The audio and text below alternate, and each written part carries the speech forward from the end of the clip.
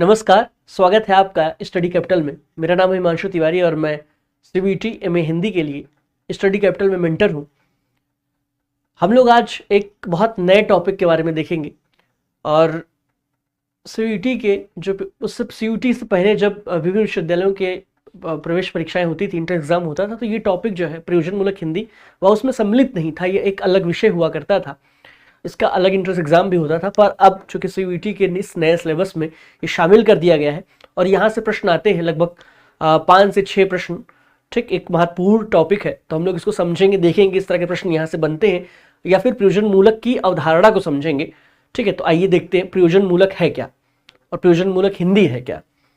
प्रयोजन मूलक हिंदी, प्रयोजन शब्द के बारे में है कि प्रयोजन का मतलब जाहिर सी बात है कि उद्देश्य क्या है किसी चीज़ को पढ़ने का।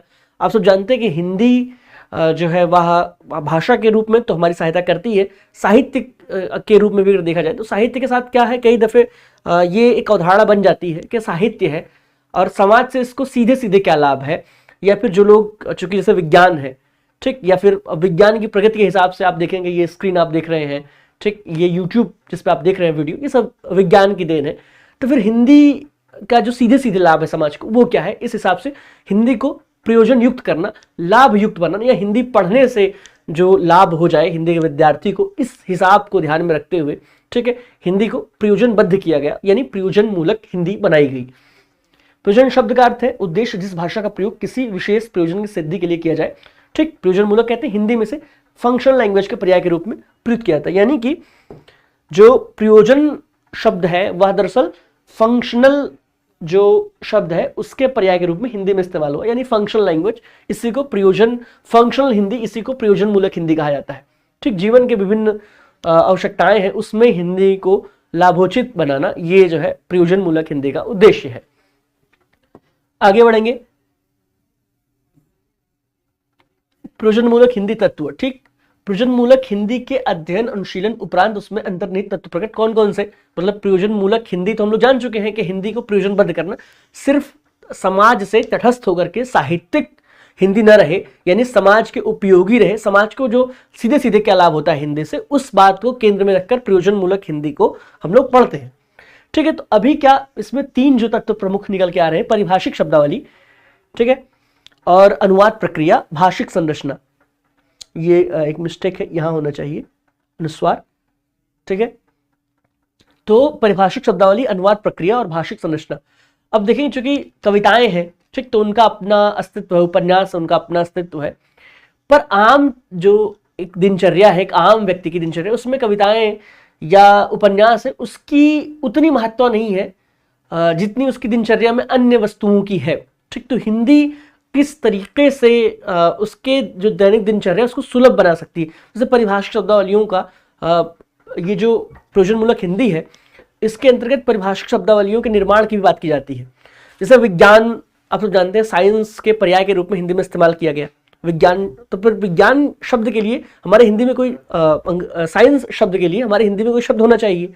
ठीक है, उसके लिए विज्ञान शब्द को नियुक्त किया गया कि हाँ, ये जो विज्ञान शब्द है वह साइंस के पर्याय के रूप में रहेगा। इस तरह से तमाम जो विदेशी शब्द हैं या फिर जरूरत के शब्द हैं, जैसे अभी सेल्फी शब्द आप देखेंगे, चूंकि फ्रंट कैमरे से फोटो लेने का चलन बहुत पहले से नहीं है, 10-12 साल पुरानी ये घटना है। ठीक, जब फ्रंट कैमरे से लोग फोटो लेने लगे, इसको एक टर्म दे दिया गया सेल्फी। अब ये नए शब्द का निर्माण हुआ, ये एक परिभाषिक शब्द का निर्माण हो चुका है। सेल्फी कहने का मतलब लोग जान जाते हैं कि फ्रंट कैमरे से ली गई फोटो है। ठीक, तो प्रयोजन मूलक हिंदी के अंतर्गत परिभाषिक शब्दावलियों का भी निर्माण जो है वह इसका प्रमुख तत्व है। इसके अलावा अनुवाद प्रक्रिया।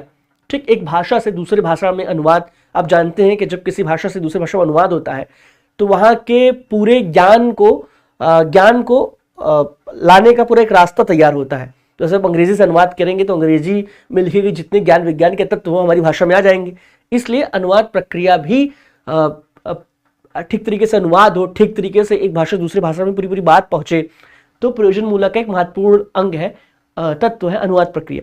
तीसरी, भाषिक संरचना।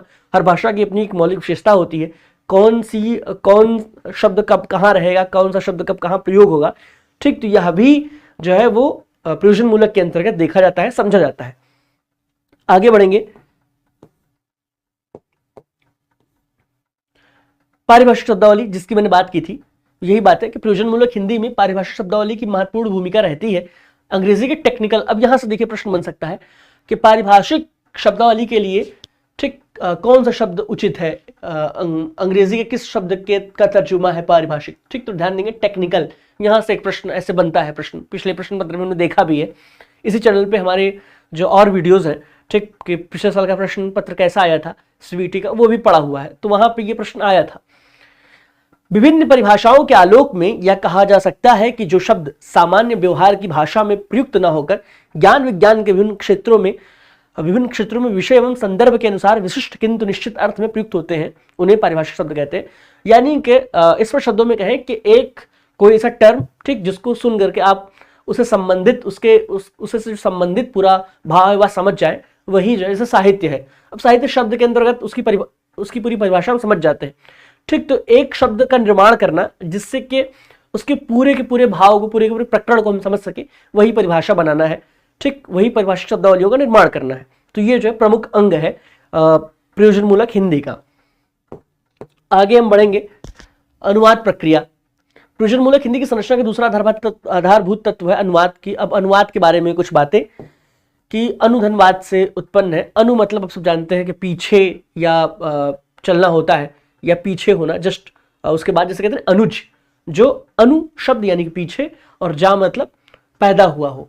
अनुज मतलब जो पीछे पैदा हो, नहीं छोटा हो, जो उसे अनुज बोलते हैं। यही अनुवाद है कि कोई बात है उसके जस्ट पीछे कोई बात कही जाए, यानी कि भाषांतरण कर दिया जाए, ठीक। अनुवाद इसी शब्द की व्युत्पत्ति के बारे में बताया गया है, जिसका शाब्दिक अर्थ होता है किसी के कहने के पश्चात कहना।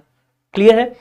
अनुवाद मूलतः स्रोत भाषा के मूल पाठ के अर्थ को लक्ष्य भाषा में, यानी कि यहां एक बात और है कि स्रोत भाषा, ठीक, यानी जिस भाषा से अनुवाद किया जा रहा है, जैसे अंग्रेजी की कोई पुस्तक है, मैंने उसे अनुवाद किया हिंदी में, तो अंग्रेजी की पुस्तक हो जाएगी स्रोत भाषा, ठीक है, स्रोत भाषा। और हिंदी में अनुवाद करूंगा मैं तो उसे कहेंगे लक्ष्य भाषा, ठीक है। तो ये जो है दो शब्द भी महत्वपूर्ण है, इसे भी ध्यान में रखें। आगे हम बढ़ते हैं, भाषिक संरचना।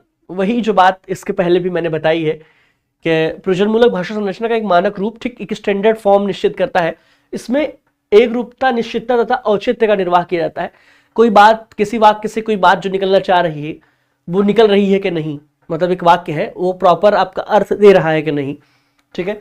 इस तरह की बातचीत विज्ञान, तकनीकी, प्रशासन, व्यवसाय आदि की परिभाषिक शब्दावली का प्रयोग किया जाता है। मतलब ये कि जो जैसे कोई वाक्य है, ठीक, तो वो जिस विषय में, जिस क्षेत्र का है, वहीं पे ठीक पड़ेगा। जैसे आगे भी हम देखेंगे कि मान लीजिए कि वो कहते नहीं कि 6 रन छक्का मार दिया। अब ये क्रिकेट का शब्द है, छक्का मारना, ठीक, ये क्रिकेट का शब्द है। अब ये जो है ट्रेन, रेलवे वाले नहीं इस्तेमाल करेंगे, ठीक।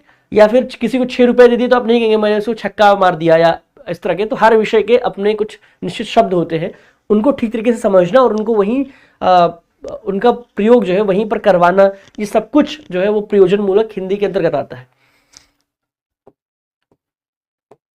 आगे बढ़ेंगे, प्रयोजनमूलक हिंदी विविध रूप, ठीक, वाणिज्य में, वैज्ञानिक और तकनीकी में, कार्यालय में, कानून के क्षेत्र में, सामाजिक विज्ञान क्षेत्र में, संचार माध्यम में। मतलब कि ये कि हिंदी जहां जहां जिस क्षेत्र में इस्तेमाल होती है वहां पे उसका स्वरूप कैसा होना चाहिए, एक क्षेत्र से दूसरे क्षेत्र की हिंदी में क्या अंतर होने चाहिए, ठीक, ये सब कुछ जो है वह प्रयोजनमूलक हिंदी के अंतर्गत आता है। उस पर बाकायदा अध्ययन किया जाता है और वहां से प्रश्न आपके लिए बनते भी हैं। जैसे कुछ शब्द को हम लोग देखते हैं, देखें कि अर्थछवि, ठीक, ये जो है आप इस तरह आपसे पूछ लेगा कि अर्थछवि, 4 ऑप्शन दे देगा कि ये इसमें से अर्थछवि का अर्थ क्या हुआ। यानी कि कोई एक ऐसा शब्द जिसके कई अर्थ हों, ठीक है, अनेकार्थी शब्दों के रूप में, हाँ, अर्थछवि शब्द का इस्तेमाल करते हैं। लिप्यांतरण, ठीक, एक लिपि में लिखी गई सामग्री को दूसरी लिपि में प्रस्तुत करना। ध्यान देंगे कि अनुवाद में और लिप्यांतरण में अंतर है, ठीक है। जैसे कि यानी कि बात जो है, वाक्य या शब्द सेम रहे, बस लिपि बदल जाए, ठीक। जैसे अब मदन शब्द है, ठीक है, मदन, अब रहेगा मदन। जैसे अब मदन है, किसी का नाम है, किसी जानते हैं हम नाम अनुवाद नहीं होता, नाम सिर्फ लिप्यांतरण होता है नाम का।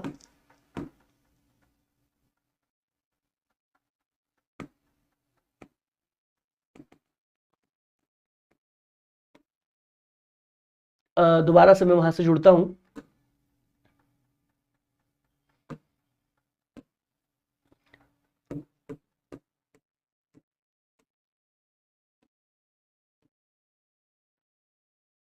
देखिए लिप्यांतरण आ चुका है, फिर वही मिस्टेक वो आगे जा चुका है। मैं आपको समझाता हूँ लिप्यांतरण है क्या। लिप्यांतरण और अनुवाद में क्या फर्क है। अनुवाद में भाषा का दूसरी भाषा में अनुवाद, तो लिप्यांतरण में सिर्फ लिपि चेंज होती है, शब्द वही रहता है। जैसे कि मदन शब्द है, ठीक है, मदन, अब ये इंग्लिश में जाएगा, ठीक, तो मदन हो गया, उर्दू में आएगा तो मदन हो गया। कहने का मतलब ये है कि तीनों भाषाओं में जो है ये मदन ही है अंततः, लेकिन इसकी लिपि बदलती चली गई।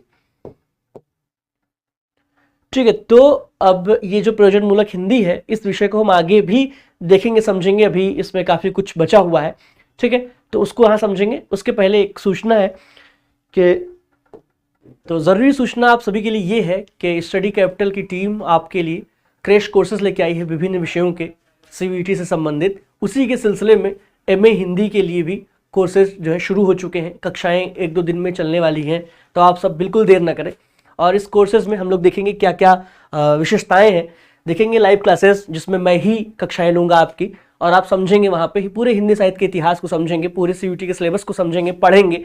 और स्टडी मटेरियल जो कि मैं आपको पढ़ाऊंगा, लाइव कक्षाएं लूंगा, तो वहाँ पे हम लोग जो कंटेंट से मैं पढ़ाऊंगा वो आपको दिए जाएंगे, और भी जो ज़रूरी होगा आपके विषय के लिए वो आपको प्रोवाइड करा जाएगा। डाउट सेशन वहाँ पे सारी जो दुविधा है, चूँकि लाइव क्लासेस होंगी ही तो उसमें इतनी दुविधा आएगी नहीं, फिर भी जो दुविधा होगी, जो संशय होगा वो क्लियर किया जाएगा।